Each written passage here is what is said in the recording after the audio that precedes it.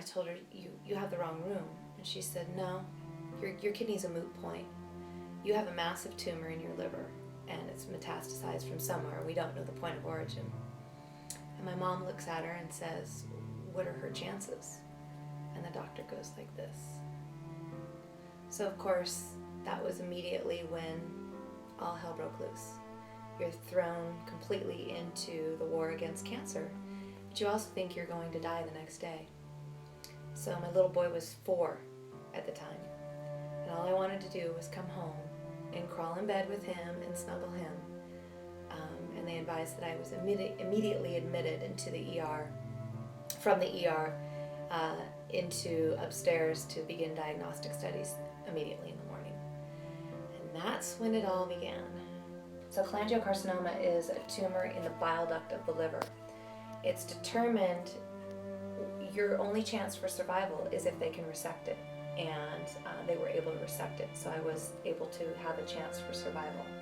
But originally, when I had searched doctors in California, my chances of survival were maybe a year.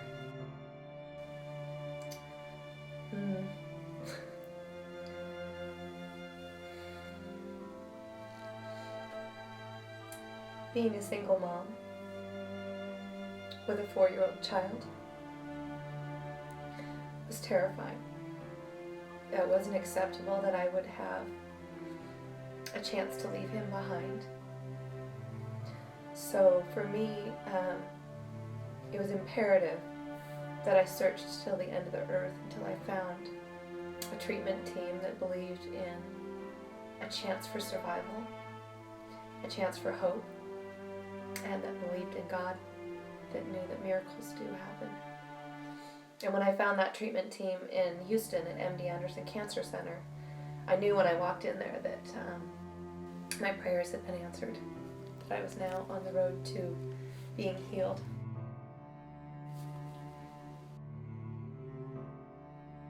It wasn't until 6 years after I was through treatment, actually not from diagnosis, that I came up with the concept of Along Comes Hope and what that whole mission was going to start evolving to look like.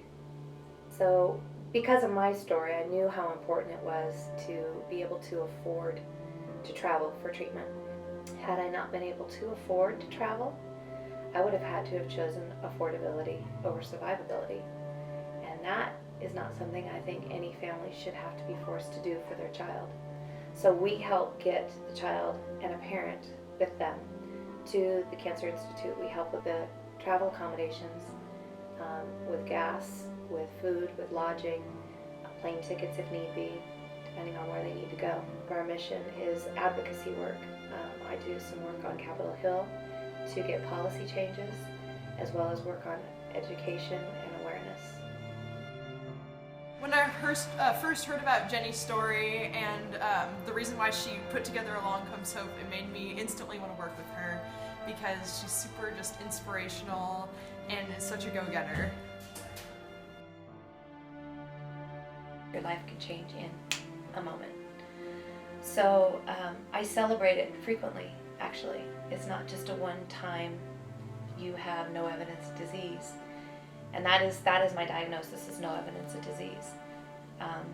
They don't really claim cholangiocarcinoma as cancer-free, although I do.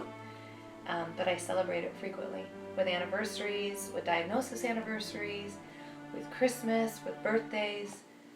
Everything's a celebration. Oh, live with love.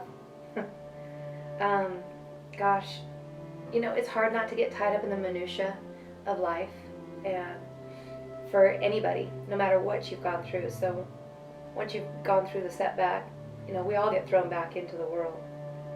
But I am constantly reminded because of the children and the families that I work with, of how precious life is and how absolutely blessed we are, first to have health and to have healthy children.